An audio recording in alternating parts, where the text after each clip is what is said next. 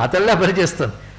ఆవిడ మోక్షం ఇవ్వదలుచుకుంటే దాని నుంచి బయటపెడుతుంది, బంధం ఇవ్వదలుచుకుంటే దానిలో పెడుతుంది. ఈ తలుచుకోవడం వాడి కర్మలను అనుసరించేస్తుంది, ఇష్టానుసారం కాదు. ఇది తెలుసుకోమని చెప్తున్నాడు ఇక్కడ. అందుకే ఆ తల్లి గోప్త్రి అనే మాటకు అంత విశేషం. గర్వ నిగర్వితాం, గర్వములు ఏవైతే ఉన్నాయో వాటి నిగర్వితాం, అవి లేకుండా చేస్తుంది. గర్వం అనేది లేకుండా చేస్తుంది. అంటే ప్రతివాడికి అమ్మ అనుగ్రహం వల్ల ఏదో వస్తుంది, ఒక పదవో, ఒక విద్యో, ఒక అధికారం.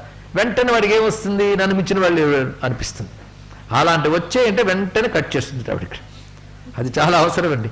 దీనికి సంబంధించి గర్వ నిగర్వితాం అనగా కథ ఉంది. ఆ కథే చెప్తున్నాడు కేనోపనిషత్తులో.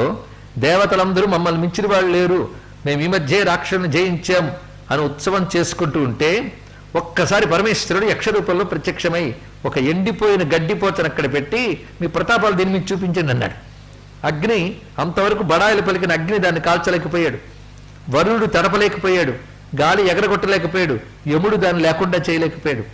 అప్పుడు ఇంద్రుడు శరణు వేడి, ఎవరు వెయ్యా నువ్వు, నేను శరణు వేడుతున్నాను, నువ్వెవరో చెప్పు అంటే నమస్కరించాడు గనక చెప్పదలుచుకున్నట్ట. మిగిలిన వాళ్ళు ప్రతాపాలు చూపించబోయారు కనుక వాళ్ళకి సత్యం తెలియలేదు. ఇతడు సరెండర్ అయ్యాడు. శరణాగతి నమస్కరించగానే ఆయన స్థానంలో ఆవిడొచ్చింది. అమ్మా ఆయన ఎవరు, నువ్వెవరు, ఆయన ఎందుకు వెళ్ళిపోయాడు, నువ్వెందుకు వచ్చావంటే ఆయన వెళ్ళిపోలేదు, ఆయనే నేనే వచ్చానని చెప్పిందని ఇక్కడ. అదే జగత్రాతం శంభోర్ జైతి కరుణ కాచిదరుణ, ఆయనకి దయపుడితే నేనవుతా, అందుకే నేను వచ్చాను. ఇది మనకి కేనోపనిషత్తులో మంచి కథ. అక్కడ అమ్మ పేరు ఉమా హైమవతి బహుశోభమాన అని చెప్పారు. ఆ రూపంతో వచ్చింది. వచ్చి బ్రహ్మ విద్య చెప్పింది ఇంద్రుడికి. ఆ ఇంద్రుడికి చెప్పిన బ్రహ్మ విద్య శ్రీ విద్య. అందుకు ఉపనిషత్తుల్లోంచి వచ్చిందంటే అర్థం ఇక్కడ. ఆ దేవతలకు మాట అంటుంది, నాయన అహంకారం ప్రవేశిస్తే అమరులు కూడా అసురులు అయిపోతారు. అదే మీరు అసురులు అయిపోతే లోకానికి ప్రమాదం, అసురులు ఎలా ఉన్నారో జాతి. కనుక దాన్ని ఖండించడం కోసం ఆయన వచ్చాడు. ఆయన దయపుట్టి నేను వచ్చాను కనుక మీకు పురాకృత సుకృతం వల్ల తపస్సు వల్ల అనుగ్రహం లభించాక ఇది నా అనుగ్రహం అని గుర్తుపెట్టుకుని అనకువగా ఉన్నంతకాలం మీరు రాణిస్తారు. అలా కాకుండా మా నిర్వాకమని అహంకరించారనుకోండి పతనమైపోతారు. కనుక శ్రీ విద్య అనగా మనలో ప్రపంచంలో ఉన్న గొప్పతనాలు శక్తులన్నీ అమ్మ రూపాలను తెలుసుకోవడమే శ్రీ విద్య, మరొకటి కాదు. ఆ భావం నిలబడితే అది నిలబెట్టడం కోసమే రోజు సాధన జపము ఇవన్నీ చేసుకోగలిగితే నాలో అంతటా ఉన్నటువంటి ఆ పరాశక్తి శ్రీ, ఆ శ్రీ లేకపోతే ఏముందండి, శోభే లేదు.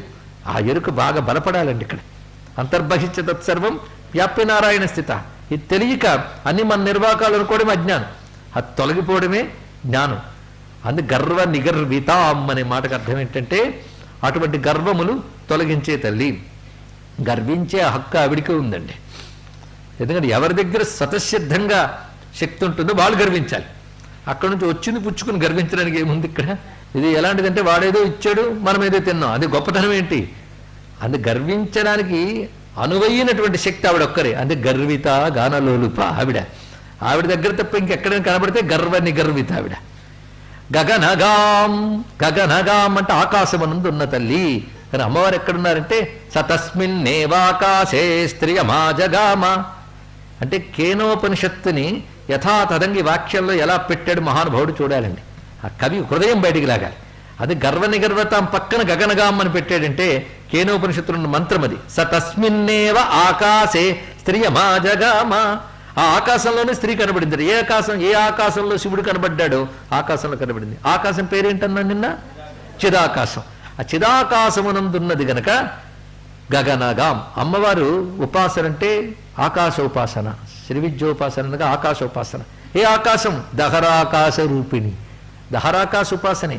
అది శ్రీచక్రానికి వియచ్చక్రం అని పేరు. ఇవన్నీ రహస్యాలు గురుముఖత తెలుసుకుంటూ ఈ భావంలోంచి వెళితేనే మంచి ఉపాసన అవుతుందండి. భావం లేనప్పుడేముంది ఇక్కడ? ఆ దహరాకాశ రూపిణి అమ్మవారు అంటే పంచభూతాలు అన్ని విశ్వము సమస్తములు దేన్ని ఆధారం చేసుకున్నాయి?